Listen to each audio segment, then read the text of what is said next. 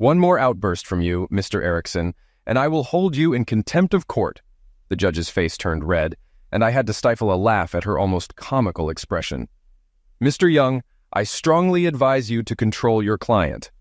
I had been warned several times, but it's hard not to say crap when it's part of your vocabulary, especially dealing with a judge like this. A guy once told me he'd never met anyone who said it more than I do. Maybe I do say it a lot, but it just flows without thought. As I started to speak, I saw the judge tense up, and my attorney, Bert Young, warned me not to speak so openly unless I wanted a night in jail. The court recorder stifled a giggle, likely bracing for a torrent of F-bombs. Across the courtroom, my ex-best friend, his wife, and my soon-to-be ex-wife looked nervous. Robin, my soon-to-be ex, looked shamed and downtrodden. Bruce sat there with defeat on his face, and Cheryl, his wife, looked pissed off. She clearly didn't like their dirty laundry aired in court. By now, you might wonder how I ended up being scolded by this simpleton in the black robe. It all started one day. Let's call it Tuesday, because it was a Tuesday. My name is Jack Erickson. I'm a 32-year-old foreman in the city maintenance department of Stonemore, Colorado.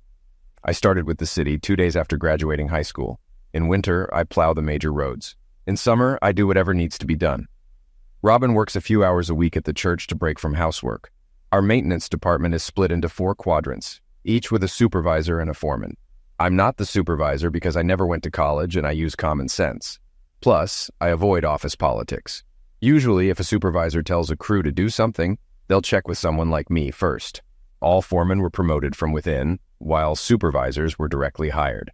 Monday evening brought a nasty June thunderstorm with high wind and hail. My quadrant got hit hardest, so we had a lot of debris to clear from the streets. I had 6 crews with dump trucks picking up debris, and drove around in a pickup checking storm drain complaints. If they were blocked, I'd call one of the 2 vacuum trucks at my disposal. I also had 4 street sweepers running all day. In the afternoon, I checked problem alleys to see if we'd need gravel soon. None of my 3 parks got mowed, so I'd have to get crews on that in the morning. Robin and I had a nice 4-bedroom, 2-story home in an older neighborhood. We couldn't afford the rich side of town, but we didn't live in the gangland either. We got along well with our neighbors. Tom and Jerry McBain lived next door. Ron and Cindy lived directly behind us, and my childhood friend Bruce Harris lived behind the McBains with his wife Cheryl. All 4 households got along so well that we had no fences separating our backyards. Bruce and I have been friends since middle school. I got him into more trouble than he could handle. And to make matters worse, his parents were extra religious, while mine didn't care much about God. Dad often told me as long as I didn't knock some girl up or cost him money, he didn't care what I did. If Bruce's parents were going to nail him for something, I'd take the blame. I know they hated me, so their opinion didn't matter. Bruce grew up as religious as his parents. He went to Bible college and became a preacher at a local church. I only go to church on Easter and Christmas. Robin, on the other hand, goes to church religiously. While Bruce was at Bible college, he met Cheryl. Cheryl could have been a Playboy playmate. She's 5'7", 110 pounds, with blonde hair, blue eyes, and a 36-24-34 figure. Despite her looks, she's a prayer machine. Bruce is like the yin to my yang, but there wasn't anything I wouldn't do for him. Or so I thought. When I got home Tuesday evening, I had to heat up leftover meatloaf from Sunday for dinner. I didn't mind, but my wife hadn't cooked a weekday meal in months. I wanted to drink a 12-pack, but the red mark on the calendar meant I could only have 1 beer since I was on emergency standby. I ate while Robin showered, wishing she'd pay as much attention to me as she did to the shower. It was 7 p.m., and I doubted I'd see her again that night. She gave me a half-hearted, "How was your day?" when I got home. This routine had been going on for months, and I was tired of it. Our bed life was the worst part. We used to have lovemaking 3 or 4 times a week. In the past 3 months, I'd had lovemaking twice and 2 weak handjobs. She barely noticed me anymore, and that night was no different. So I watched the Rockies play the Padres on TV and wished for Jägermeister around 10 o'clock. Just as I was about to go to bed, my phone rang. It was City County Dispatch about a water main break near Birchwood Mall. I packed some snacks and headed out. At the city yard, I got the keys and waited for my crew, including guys from every quadrant, a city water department supervisor, and 4 of their guys. I hooked up a trailer to the dump truck, loaded a backhoe, and we headed to the break site. The street was flooded since the Northwest crews hadn't cleared the storm sewers, so I sent for a vacuum truck. At 1 a.m., I started breaking pavement with the backhoe. It was slow going due to the water. By 3 o'clock, we exposed the pipe and started hauling away mud. By 8:45 a.m., the water guys had reconnected the pipe and tested it. The building inspector approved the fix around 9:30, and by noon, we were ready to repave. Since a contractor would handle paving, I returned the equipment to the yard by 1 o'clock. At 1:45, I pulled into my driveway, knowing I was off work until Friday. Inside, Robin was nowhere to be found. She was off doing whatever she did all day, which didn't seem to include housework. I grabbed a beer and a sandwich. As I closed the fridge, I heard the unmistakable sound of a woman having lovemaking coming from upstairs. "No wonder you don't screw me anymore," I muttered as I grabbed my Kimber .45 from the coat closet and headed upstairs. The noise got louder. I approached the master bedroom, but it was empty. I checked the bathroom, also empty. I had two choices left, the guest bedroom or Robin's craft room. The guest bedroom was empty too. I kicked open the craft room door, weapon ready, but it was empty as well. The sound was loudest there, and I noticed the window overlooking the backyard was open. I looked out and saw something shocking. Tommy and Brenda, the McBain children, were having lovemaking by their pool. Tommy was a college junior, and Brenda was about to start her freshman year. She'd had a crush on me. It hit me. I was witnessing inbreeding. "I thought this only happened in places like Mississippi," I muttered. I knew I shouldn't watch, but it was like a train wreck. I wondered if Tom or Jerry knew this was happening in their home. I doubted it. Even the wildest people I knew wouldn't condone it. "They're watching us. Look at them," Bryn said to Tommy. "Oh, hell, that's so hot," said Brenda. She looked to her left, and I saw Bruce's bare back in his house's upstairs window. He was clearly drilling someone. I thought I'd hang around, hoping to see Cheryl unclothed. Then Bruce turned around. "Holy crap!" I yelled so loudly that the lovemaking stopped below. Bruce was pounding my Robin. I froze, unsure what to do. I aimed at Bruce, but was distracted by Tommy and Brenda running unclothed for their house. I looked back up, intending to shoot Bruce, but they were gone. "Goddamn filthy woman!" I yelled, grabbing my Mossberg and loading it with buckshot. "Bruce and the promiscuous are going to die. Cheryl's cat and parakeet are fair game too." I headed out, pistol tucked in my jeans. Halfway down the driveway, I stopped. I now understood everything. My house wasn't clean, meals were from the freezer, and my little Johnny was neglected because Bruce was wearing her out. She took so many showers that the reservoir should be named after me. I got into my truck and left tire marks on the street as I headed for Lowe's. On the way, I processed everything. She never cooked because Bruce was exhausting her. She couldn't clean while getting her freak on. The biggest question was why the two people I trusted most would betray me like that. At Lowe's, I went straight to the door section and picked up 3 new lock sets. Jeannie at the paint counter waved, and I barely noticed, half-heartedly waving back. When I got home, Brenda and Tommy were waiting in my driveway. "What do these perverts want?" I wondered. They looked like they were going to the gallows. Brenda offered a sheepish smile. "We're sorry to have disturbed you, Mr. Erickson. We didn't mean to offend you. It's just—" I cut her off. "I don't care if you screw each other until your holes turn to tunnels. It's none of my business. You guys aren't even on my radar of problems right now." They walked away sheepishly. I felt Brenda's eyes on my hips as I went inside. I set the lock sets down and went to find my tools. In the kitchen, my blood boiled. Bruce was sitting at my table. "What are you doing in my house, you cursed sucker?" I demanded. "I came to talk to you as a friend," Bruce replied. "Friend?" I laughed bitterly. "With friends like you, who needs enemies? Do you think I'm just going to say, 'Hey, Bruce, how were my wife's holes this morning?'" "Jack, it doesn't have to be this way," he said. "You're right. Hand me that butcher knife," I instructed, sliding a knife across the table. He looked at it and then at the Kimber in my hand. "Come on, Jack," he said shakily. "You can't seriously expect—" "Pick it up, a-hole. You love Jesus so much, I want you to meet him. Now pick up the knife and let me put the make my day law to use, you trespassing piece of pious crap," I ordered. Bruce jumped up and ran for the door. He stopped on the porch and turned back. "Jack, we've been friends forever. Are you willing to throw that away?" "I lost 2 people today, Bruce. But I think when I get past all of it, I'll realize it's no real loss." "Where's Robin?" I asked. "She's at my house. She's afraid to come over here," he admitted.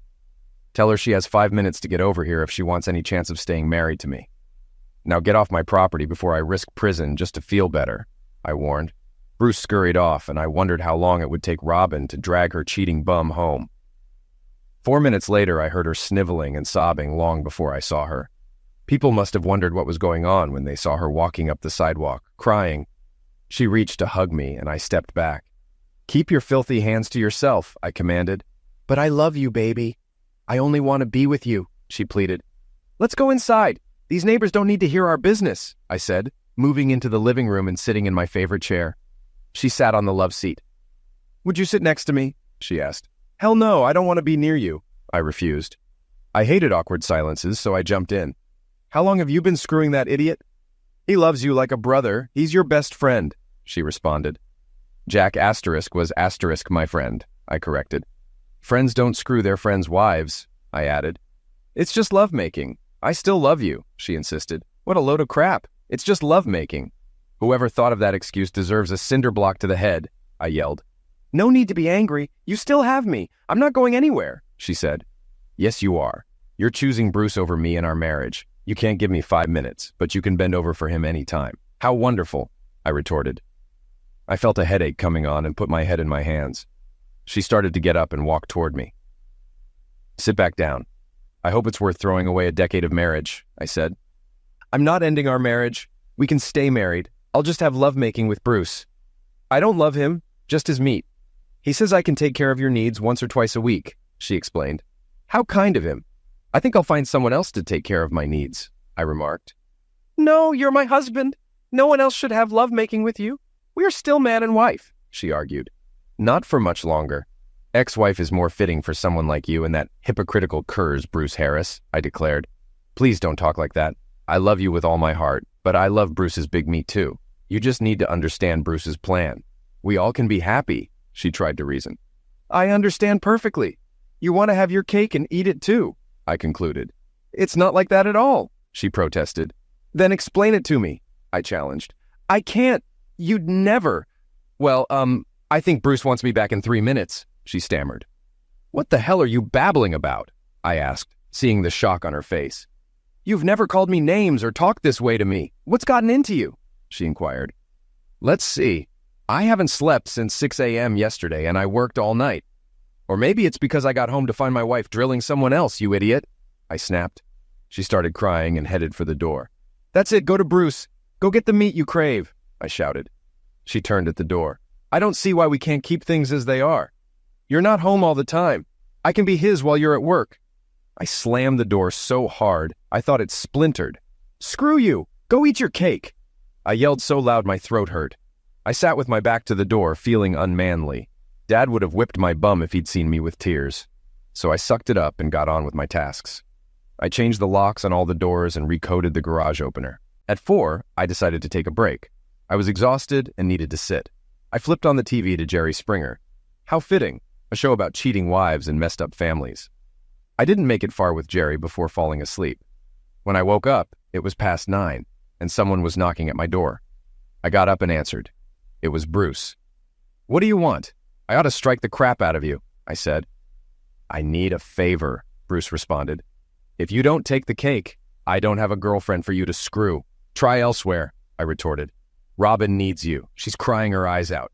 Can't you call her and tell her you're not angry and everything will be okay?" he pleaded. "Tell her everything will be okay. I'm done with both of you." "What's Cheryl gonna say when she finds out you're screwing Robin?" I asked. "She knows. She's happy the sneaking around can stop. She wants you two to stay together," he admitted.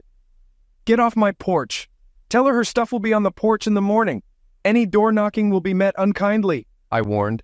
I slammed the door and went for a cold beer. For some reason, I took my 6-pack upstairs and sat in Robin's craft room watching out the window. It dawned on me I should record evidence for divorce, so I grabbed the camcorder. Watching Bruce's house, I noticed movement next door. Jerry McBain was at the pool in a robe. I hoped she had a one-piece bathing suit underneath.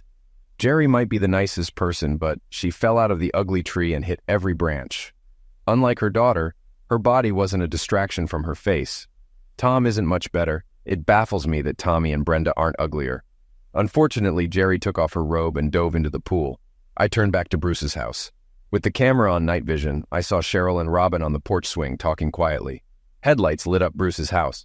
Tom must be home from managing his restaurant. He went straight to the pool and started stripping. "What did I do to deserve this?" I muttered. I watched Bruce's house until I heard Tom enter the pool. They cozied up and embraced in the water. I could hear their conversation. "How was work, babe?" Jerry asked. "Busy. I had to fire Juan for smoking dope on his break," Tom replied. "Did you warn him?" she asked. "I heard something interesting today," he said. "Do tell," she prompted. "Jack kicked Robin out today," he informed. "What?" she exclaimed. "Yeah, he actually kicked her out," Tom confirmed. "Has he lost it? Those two would die without each other. I always thought she'd throw him out for his foul mouth," she said. "You have to be wrong," Tom doubted. According to Tommy and Brenda, when they were cleaning the pool, they saw Bruce and Robin having lovemaking in Bruce's window. Jack must have been home for some reason. They heard Jack yell a profanity and saw Bruce and Robin quickly stop. Jack left and came back with a Lova's bag, changed the locks, and later called Robin a promiscuous, Jerry relayed. "I can't believe it," said Tom. "I'll check on Jack tomorrow. I want you to stay away from Bruce. I always thought he looked at you and Robin too closely." The thought of Bruce undressing Jerry mentally made me shudder. Brenda said she'd take Jack a cake tomorrow to cheer him up. She thinks highly of him. He's crude, but I can't think of anyone else I'd want on my side. "I saw him working by the mall this morning," Jerry said. "Was he wearing a hard hat?" Tom asked. "Yes," she confirmed. "You and your construction worker predilection. Maybe I can get Jack to model it for you," Tom teased. I shuddered again. Normally, a guy loves to hear a woman finds him attractive, but for the first few weeks, I thought Tom and Jerry were a gay couple. Jerry can look quite manly. "You're so bad," she told him. "I can't understand why Robin would rather screw Bruce when she has Jack," she wondered aloud. "You're starting to give me a complex," Tom said.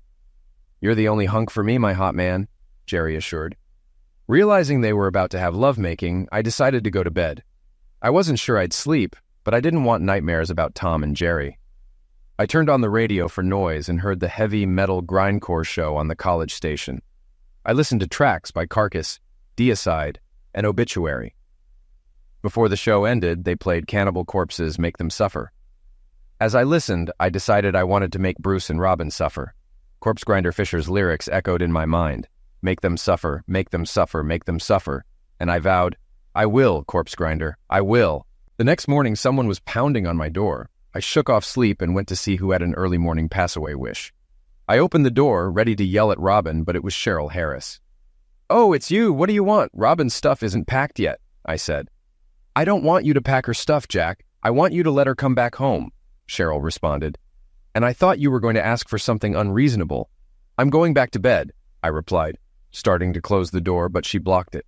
"Wait, Jack. Why are you doing this? Robin is hurting, and you won't consider her feelings?" she asked. "What's to consider? She wants to be with you and Bruce more than me. I'm letting her be with you and staying out of the way," I explained. "Bruce and I can't have her live with us. We have an image to protect," she pleaded. "You should have thought of that before dragging my wife into your sick game. Why can't she live with you? Really? You don't see a problem here? I gave her a chance to stay. She chose your husband's meat over me. The worst part is you don't seem to care, but I do. Now leave me alone," I demanded. "She still loves you, Jack. We didn't want to take her away from you. We love her. And you too. I hate to see you throw away your friendship with Bruce," Cheryl insisted. "He's dead to me. So is she," I stated coldly. "You can't mean that, Jack. She'll still take care of your needs," she tried to persuade. "Oh, why didn't you say so sooner?" I retorted sarcastically. "I feed and house her, buy her clothes, a car, and everything she needs. She screws you too, and I get a weekly romantic handshake. Bruce gets his harem without any cost. Screw that. Do I get love-making time with you?" I asked pointedly. "Sorry, Jack, I'm a one-man woman," she replied. A one-man woman," I said bemusedly. "Man, I'd sure like one of those." "Well then, that's what I have to find. Tell the promiscuous her stuff will be out here in an hour." "Come on, Jack. Stop acting like a caveman. Bruce and I have an image to maintain for our church. We can't have Robin living with us," she begged. "That's your problem, not mine. Get off my porch, Cheryl," I said, closing the door firmly behind me. "Sounds like your problem." "Sucks to be you." I slammed the door and went to make some bacon. Screw their image, I thought. I can't believe anyone thought I'd agree to this stupid idea. They want to look squeaky clean while having wild lovemaking with my wife. Corpse Grinder's words echoed. "Make them suffer." I called a coworker who handled his divorce when he caught his wife with her brother. He gave me the name of a law firm, Crosby, Stills, and Nash. specializing in men not wanting to get screwed in their divorces. I got an appointment for that afternoon. I packed all of Robin's clothes and toiletries into bags and put them on the front porch. I added some things I knew she'd want. I put her car keys under the floor mat and went to the bank. There, I canceled all the credit cards, closed our joint account, and opened a new one in my name. She had a card I didn't know about, so I gave the bank Bruce's address to send him the bill. At 1 p.m, I went to the law office. I hoped for David Crosby, known for making quick work of divorce attorneys. Instead, I got Bert Young. He was scruffy, but his record spoke for itself. He reviewed my files without a word, then called his paralegal in to take my paperwork. Mr. Erickson, I think we can get you everything you want and take the preacher down a notch. Do you have photo or video proof? No, but the neighbor kids saw them too. I just want her out of my life. The paralegal brought in papers for me to sign. Bert explained each one and why it was necessary. He gave me a list of things to do, most of which I had already done. I paid his retainer and went home to nap. Robin's stuff was gone when I got home. A note was taped to my door. I took it inside and lay on the couch. Springer was on. The note was from Robin, begging to come home, with no mention of giving up Bruce. Bert and I decided to serve her and Bruce with legal papers at church on Sunday. I found the idea amusing and decided to attend. Over 50 messages were on my answering machine, all deleted with the help of beer. I slept well that night. The next morning, I set to fixing Bruce's wagon. First, I called the city accounting department. I had allowed my crews to haul several loads of gravel to Bruce's church for free. I kept the tier slips, and now I knew why. Janice assured me the bill would be entered as unpaid, so Bruce would get a call from collections. At $45 a ton plus $30 per load for transportation, Bruce now owed the city $7,500 for gravel and would get a visit from building inspectors for not pulling permits. I also mentioned to the water company supervisor about their non-compliant water meter. They'd have to replace it for $1,200. Bruce knew I had kept them from paying for many things. Make them suffer. I was going to bankrupt the prick. I knew of several home projects Bruce hadn't done properly. Building inspectors were now informed. Bruce would pay dearly to fix it all. I knew he'd call soon, and he did, at noon. "What are you trying to pull, Jack?" Bruce demanded. "What do you mean?" I asked innocently. "Building inspectors are telling me I have to redo the whole parking lot. You said everything would be fine," Bruce accused. "Seems I forgot to turn in some paperwork." "Don't worry, I'll be reprimanded," I replied. "I hope they fire you," he retorted angrily. Just then, my supervisor walked in, aware of who was on the phone. "Jack, about that late paperwork, remind me to put a scathing Post-it note in your file," he said with a smirk. "I'll need a Post-it to remind you," I joked. "Okay, Jack, try not to do it again," my supervisor quipped, leaving the room. "Oh, that was some reprimand, Jack," Bruce said sarcastically. "I'm surprised he didn't fine you a nickel." "He did file all my tier slips. Expect a bill, Bruce," I shot back before he hung up. That evening, I went to Mabby's bar for a beer or three. Many city workers and cops were there, and by 11, most had heard my story. A full-out maltreatment campaign was underway. A cop buddy mentioned Bruce might get pulled over more often. A fire department friend suggested the church might make the inspection list on Monday, and the fire marshal would give it full attention. "These churches are always out of date on something," he said. "Usually we don't enforce the code too harshly, but Tony might consider the safety of the congregation." Sheila Torres from the county clerk's office mentioned the assessor might find an error in Bruce's property tax assessment, leading to a past due amount. "Make them suffer indeed," she added. Saturday morning, I worked in my garage. The backyard was no haven with the half-unclothed neighbors and the swinging pricks behind them. I was restoring a cabinet when I heard a noise behind me. I turned, expecting Robin, but saw Brenda. "Hi, Jack. Mr. Erickson," Brenda greeted. "Hi, what do you need, Brenda?" I asked, noting her attractive figure but quickly reminding myself of her questionable activities with her brother. "I have a video you might find useful taken a week ago," she said, handing me a USB stick, her hand lingering in mine. My eyes locked onto her chest before I looked at her face again. She had a look of lust, then blinked it away. "I have chores to do, but the video might help your case, Mr. Erickson," she added. "I'll check it out, Brenda. Thanks for bringing it," I replied. She turned and left, looking back over her shoulder. "My pleasure to help, Jack. Have a good one," she said. She had never called me anything but Mr. Erickson. I pocketed the stick and continued my tasks. I finally mowed the lawn, enduring Robin's screaming from Bruce's balcony. I added buying a loud MP3 player to my list.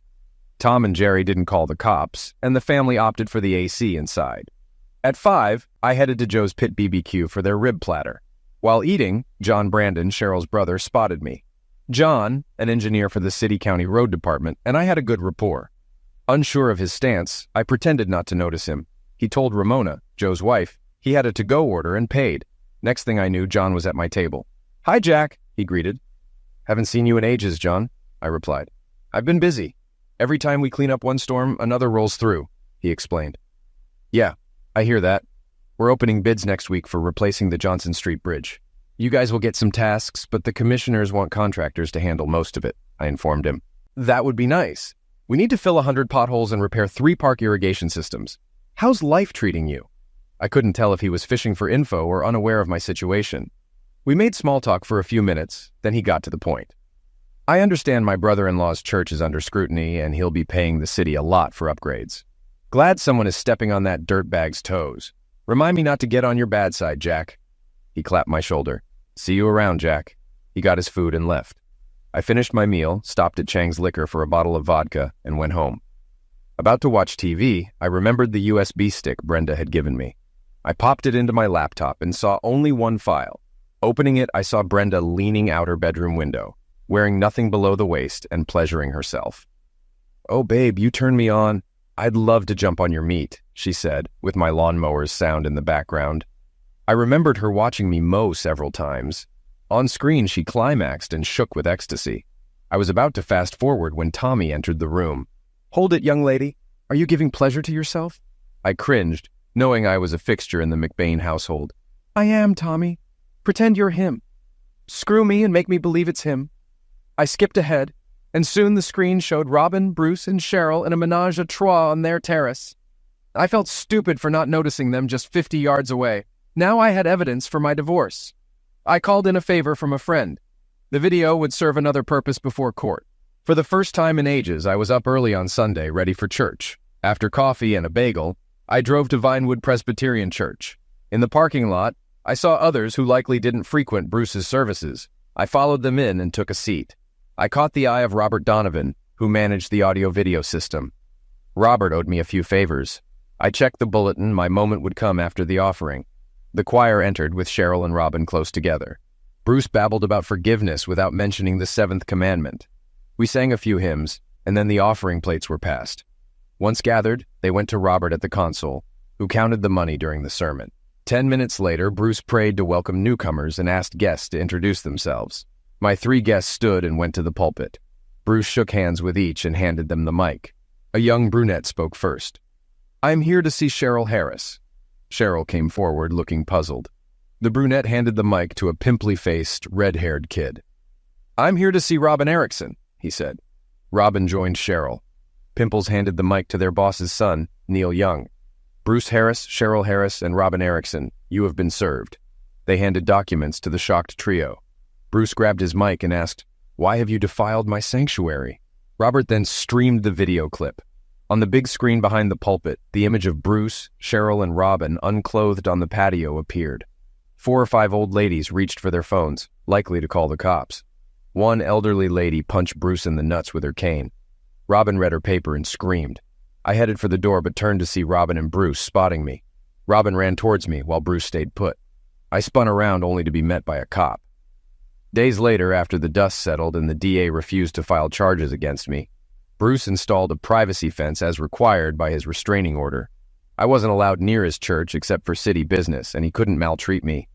Robin could only contact me through Burt Young. Sonny Bono, our assistant DA, chuckled when I told him I had slipped the USB stick into the collection plate for Robert. Bruce wanted me charged with trespassing, but since it was a public service, he got nowhere. Robert lost his job, but took a position at another church. Burt Young informed me that we'd go before Judge Sonia Kagan in 2 weeks to begin proceedings. "She can be tough. She usually favors the wife over the husband. Since you own the house, she can't do much to you. But she always gives alimony to cheaters, which worries me. My immediate supervisor is a fresh college grad. I run my quad because he never overrides me, knowing I handle everything well. Other supervisors are more hands-on, but still involved. Marvin Taylor, however, runs the worst quad in town, doesn't trust his leads, and never helps his crews. Most guys would rather pull their ball hair out with pliers than spend 5 minutes with him.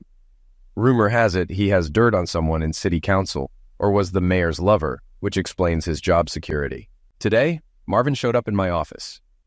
If he managed a 5-minute conversation without being a xenophobe or offender, it'd snow 5 feet tomorrow, despite it being almost the 4th of July. So, Jackie boy, I hear you're getting a divorce. Did she catch you with your schlong in the cat's poop chute? I wasn't about to tell him the truth. No, I just got tired of her crap. Do you have a judge yet? Yeah, Judge Kagan. That witch, she screwed my son in his divorce, gave his promiscuous the house and kids, and Jeff has to pay for both. I hope you have a good attorney.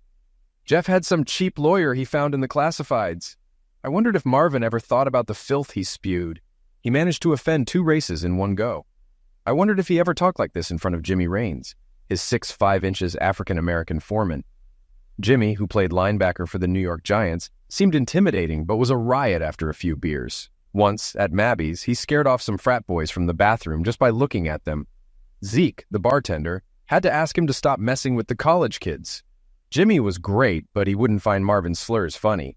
Jimmy saved me from more of Marvin's nonsense by telling him they needed to check on Marvin's inept crew. I quietly thanked Jimmy for his timely appearance. In 2 weeks, I'd face Judge Kagan, and I doubted Jimmy could save me from that. But maybe it wouldn't be so bad. In court, Judge Kagan sat unflinching as I erupted. This witch ordered couples counseling. When I refused, she threatened me with jail. I turned to Bert. Come on, tell her this therapy isn't happening. I looked at the judge. I just want to be rid of this skank and her preacher pals. Bruce hung his head. Cheryl looked furious. And Bert had subpoenaed the Harrises as witnesses.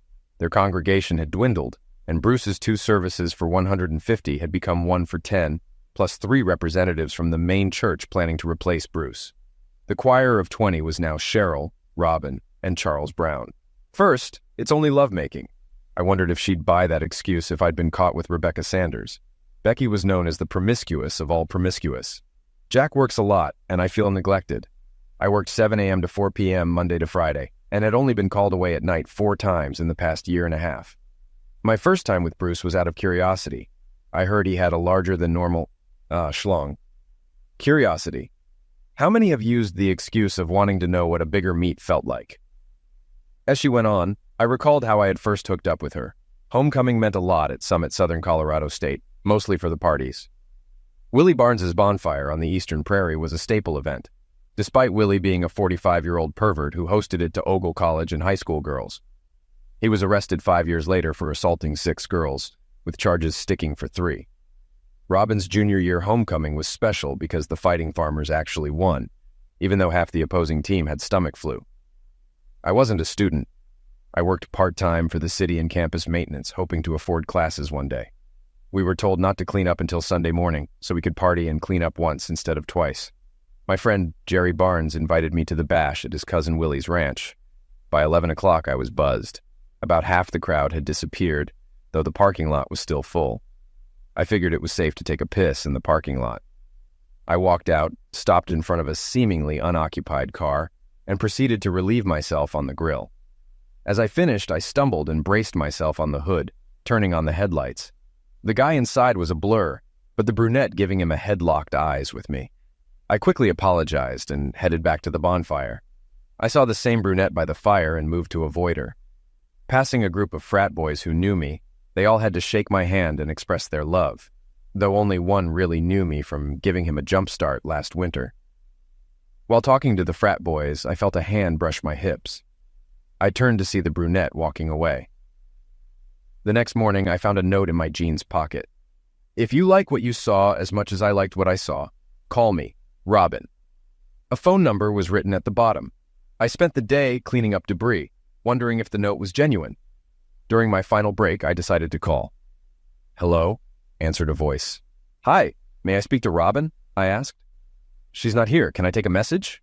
The voice replied. Tell her the guy from the party called and he liked what he saw, I said, leaving my number, wondering if I'd given it to someone else. That evening, as I settled in to watch a taped Bronco game, my phone rang. Yeah, I don't know your name, but I've seen your package, said a gruff but feminine voice. I thought it might be a prank. Should I just call you Moby Bick? I asked. Nope. Jack will work just fine, she responded. Robin, is it? I asked for confirmation. Yes, it's Robin. Sorry, my voice is hoarse from yelling at the game yesterday, she explained. Yelling at the game? Or would you like to meet at Frankie's Inn in an hour? I'd like to see your face better and show you this isn't a prank, I suggested. Sure, I'll be there in an hour, wearing a Shannon Sharp jersey and jeans, she agreed. Okay, that's number 13 for the Chargers, right? I teased. No, number 84 for the Broncos. What will you be wearing? She clarified. She described her outfit, and 45 minutes later, I was at Frankie's Cafe watching the door. I wasn't wearing my jersey in case I needed to slip out. 20 minutes later, she walked in, exactly as described, looking hot. I felt like a schmuck for not wearing my jersey. I stood and waved, and she headed my way, dismissing a few guys who stopped her. Funny-looking Bronco jersey, Jack. Afraid of getting tricked? She teased.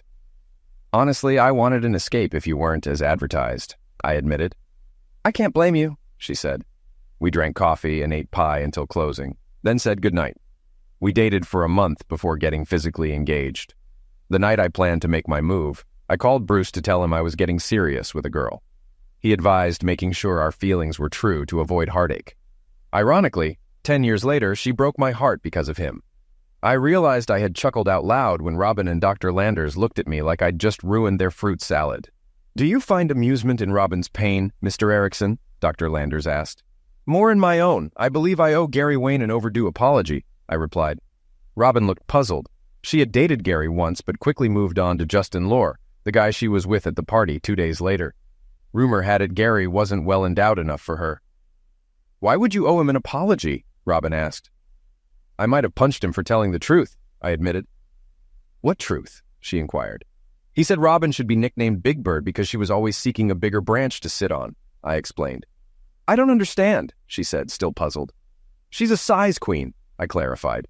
Robin blushed angrily. She dumped Gary because he had a small wiener, then dumped Justin for me. Now she found out my ex-best friend has a larger one and jumped to him. It's just filthy, I elaborated. If you say it's just love-making, I'll leave and do my time in jail for contempt, I threatened. Robin and Dr. Landers were shocked. Dr. Landers collected herself.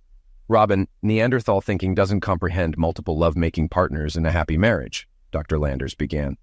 What are you talking about? I asked, incredulous.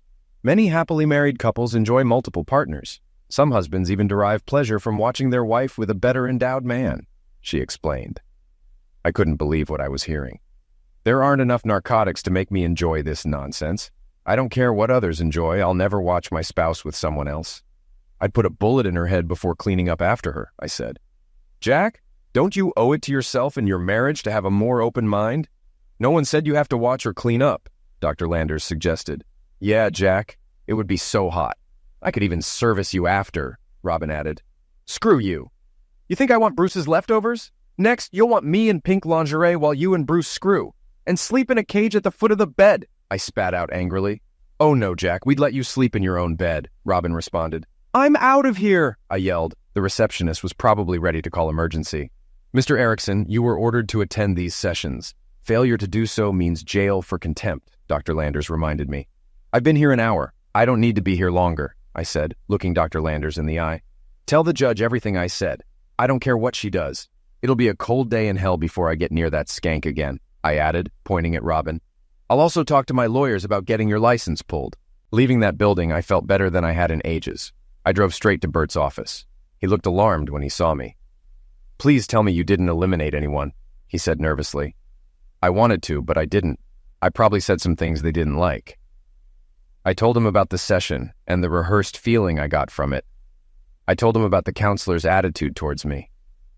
Jack, you're not the first to complain about this. Complaints just get swept under the rug. I would have warned you, but I'd likely get hit with tampering charges. I'm not going back, Bert.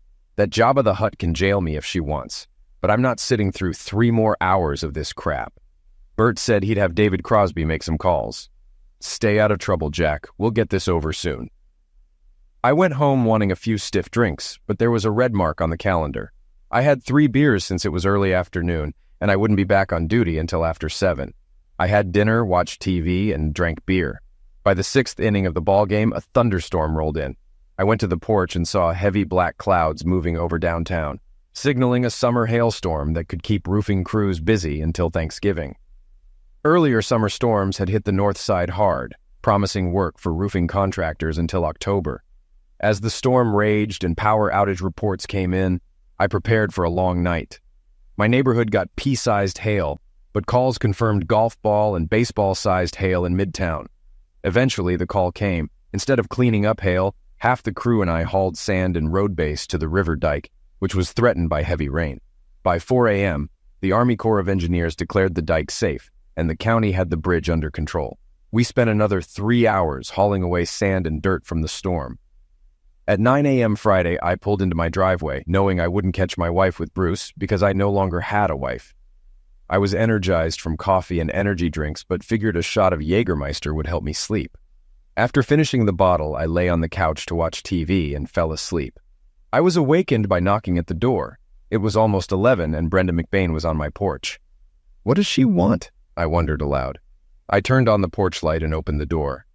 Sorry to bother you, Jack, but there's something you need to see. It might help with your divorce. I stood there, trying to understand what she could show me. She looked hot in tight shorts and a yellow halter. She said something, turned, and headed to her driveway. I followed her to her car and got in. As she drove in silence, I kept staring at her legs, which were much better than Robin's or Cheryl's. She caught me staring a few times and smiled.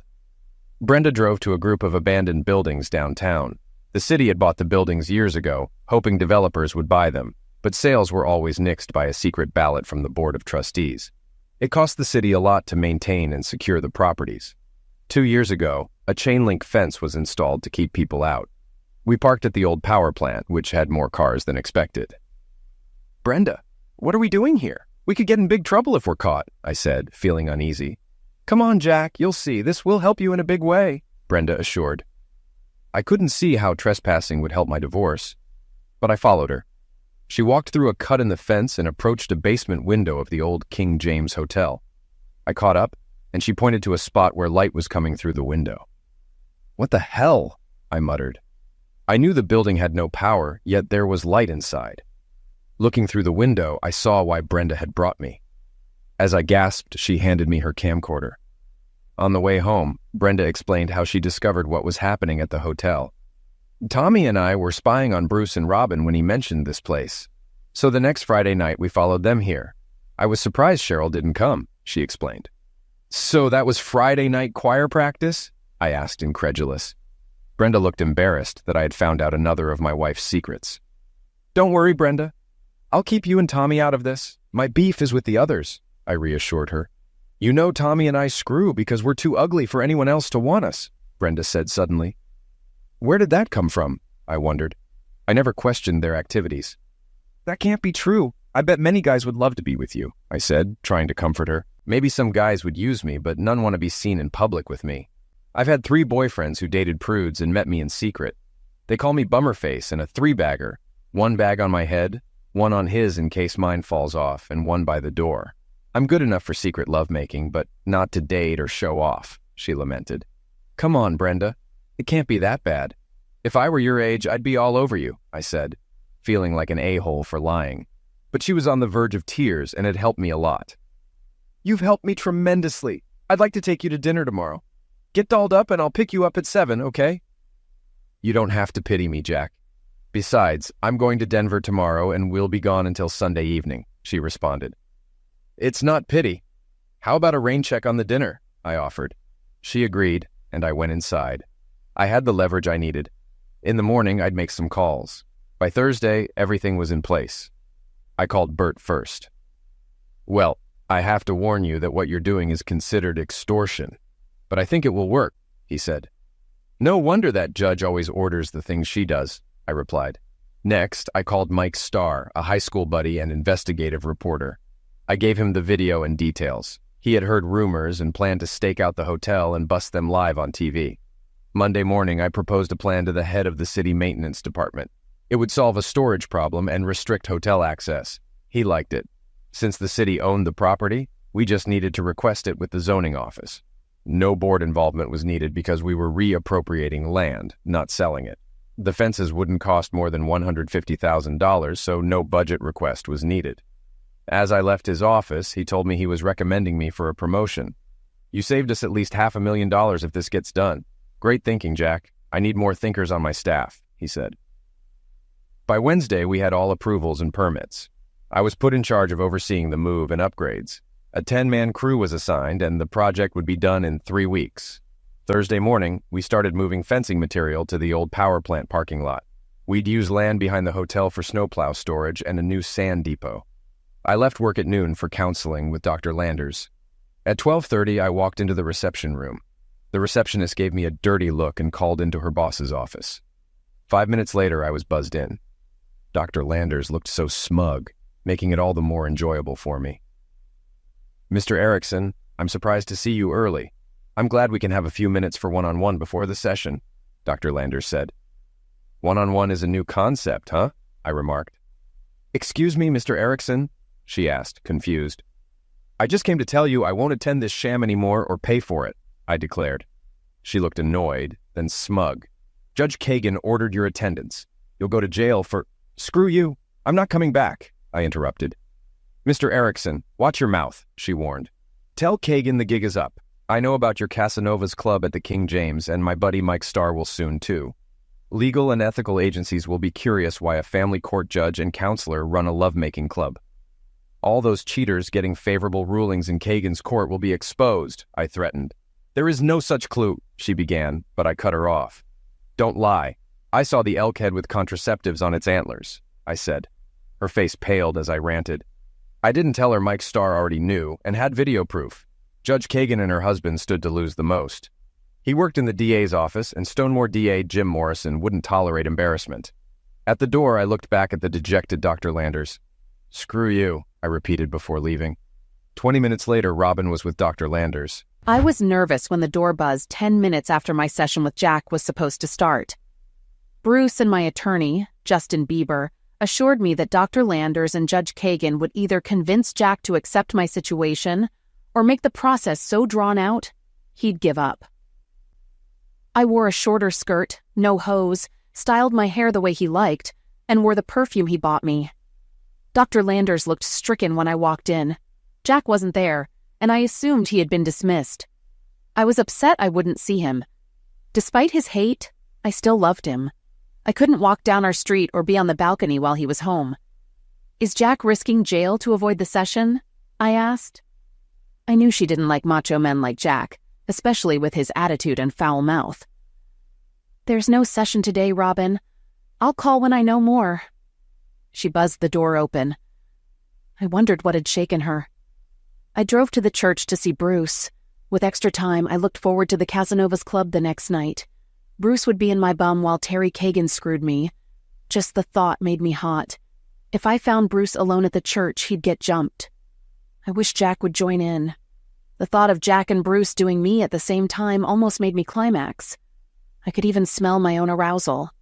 At the church, Bruce was on the phone and looked in a foul mood. The look he gave me said I'd have to wait. That was Terry. There will be no club meeting tonight. Jack found out and threatened to call Mike Stor. "I'm regretting hooking up with you, Robin. Your holes aren't worth the trouble." I was stunned.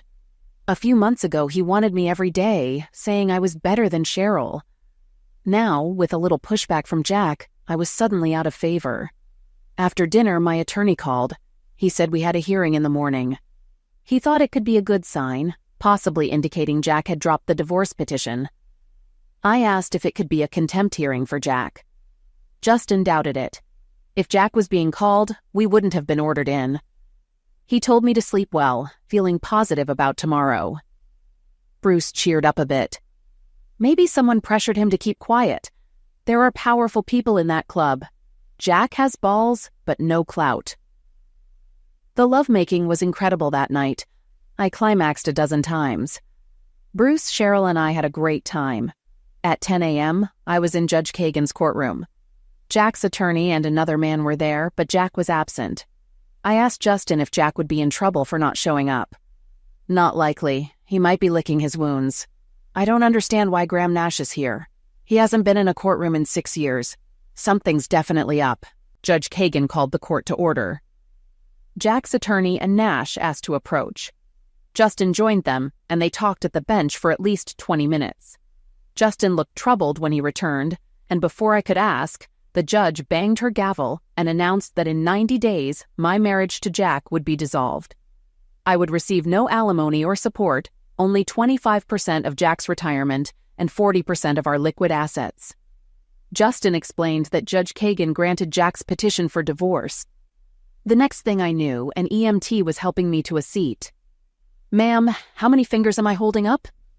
Within 3 weeks, everything had fallen apart. The news exposed the Casanovas Club, leading to Judge Kagan's removal and potential charges. Her husband was fired and charged in a pills-running scheme. Justin Bieber was disbarred for having lovemaking with male clients and throwing cases for Judge Kagan. He was also involved in the pills ring. Dr. Landers was ordered to repay 30 clients and was later found dead with her husband in a homicide self-destruction. Bruce was asked to resign from his ministry, with his severance barely covering moving expenses. Cheryl filed for divorce after catching him giving pleasure for himself while watching the McBain sisters swim. Bruce blamed me for everything and decided not to take me with him. I moved into a small apartment with Cheryl until we got back on our feet. I used most of the money from Jack to set up our utilities and help Cheryl hire an attorney. Bruce tried to hire Crosby, Stills, Nash, and Young, but they refused. He ended up with a no-name lawyer and got cleaned out by Cheryl. Last I heard, he was preaching in Iowa. I got a job with an accounting agency after my divorce. Cheryl worked for a contractor and started dating one of his workers. I didn't want to date anyone. I wanted Jack. Occasionally I walked past our old street and saw the for sale sign in the yard. 2 weeks ago I saw it had sold. Distraught, I went to buy comfort food, mainly Haagen-Dazs and Chips Ahoy. Passing the frozen dinner section, I saw Jack buying a frozen pizza. Before I knew it, I was groveling in the store. I don't remember exactly what I said, but when I stopped to breathe and wipe my eyes, Jack looked embarrassed as a small crowd gathered. He smiled, pointed to his bum, and said, "Eat my crap and die." Then he walked away. I was in Las Vegas. I pulled my truck into the driveway and saw my lawn needed mowing. I'd wait until Saturday morning to beat the heat. Inside, my wife greeted me with a passionate kiss. "Hi, baby. Did you make sure the tourists and pensioners didn't cheat the big corporations?" She teased. My job as a slot machine technician always brought out my wife's sarcasm. "And when you graduate next month, you'll be working for the man just like me, at least until you knock me up," I replied, adding to the banter. She kissed me again. "I'm glad you're home. Studying with the girls tonight?" I asked. "Yes, but I'll have to watch Samantha around you. She can't keep her eyes off your bum," she joked. "I used to have a neighbor girl like that, always staring at my bum when I mowed the lawn. Still can't believe Robin screwed Mr. Harris," I said, shaking my head. "Oh well, her loss, my gain," Brenda said with a smile. "Indeed, Brenda. I'll go get us some pizza. I know how you college girls chow," I replied. She kissed me as I headed out the door. Brenda and I had been married for 3 years. I got to Vegas 3 days after leaving Stonemore. Some might think I was an a-hole for leaving Robin the way I did, but I couldn't trust her again. I slipped out after she fell asleep, paid for the room, and left her 3 days' time. Thanks to NOS and NODAs, I made it to Utah before sunrise and arrived in Vegas 2 days later. Within a week, I had a job and a place to stay. I used the money from selling my house and my retirement fund to buy a new house. 2 weeks later, Brenda showed up, as planned. She had enrolled at UNLV. During the weeks waiting for my house to sell and my divorce to finalize, Brenda and I spent a lot of time together. She'd bring food, we'd watch movies, and go out on weekends. The more I knew her, the more I liked her. I wasn't ashamed to be seen in public with her. When I told her about Robin begging me to take her back, she teared up. "Hey, I have no plans of going back to her. Brenda, I'm falling for you. I have a plan if you can stand being with an old man like me," I said gently. She was on me before I could finish. That night, after 3 rounds, 1 fevered, 2 more relaxed, I laid out my plan. I expected Tom and Jerry to object, but they didn't. "Jack, you've always been rough, but I can't imagine our daughter in better hands," Tom said. "I know you'll treat her right and make her happy. She's loved you since the day you moved in."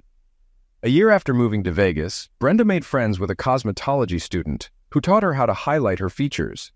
She changed her hairstyle and became quite attractive. We married after her freshman year. I told her she could date someone her age, but she didn't speak to me for a week.